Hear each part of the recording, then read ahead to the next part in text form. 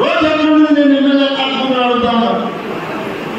25 కోట్ల రూపాయలతో ఆ రోడ్డు పూర్తి చేసినటువంటి ఘనత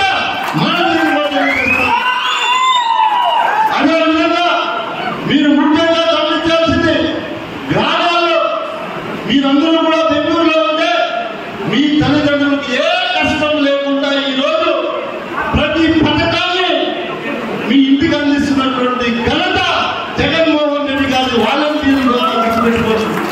వాలంటీర్ వ్యవస్థ తీసుకోవచ్చు.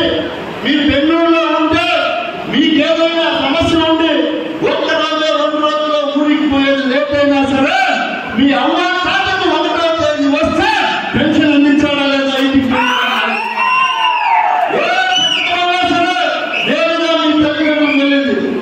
మరీ ముఖ్యంగా నా దృష్టికి వచ్చినటువంటి ఒక సమస్య కూడా ఉంది. మీకు ఎవరు అడగలేదు.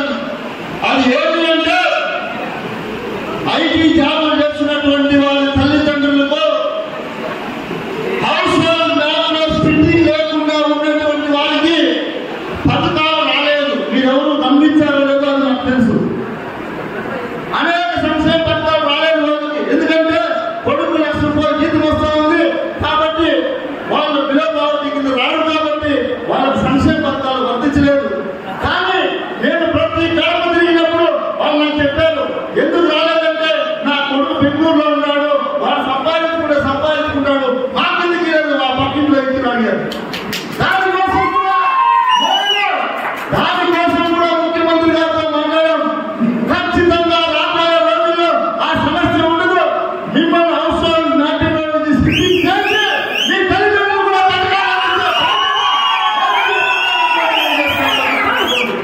ఇదెవరు నాకు చెప్పలేదు.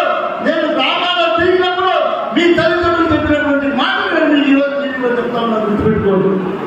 ఇది వాస్తవం కాదా? మీరు ముఖ్యంగా గమనించండి.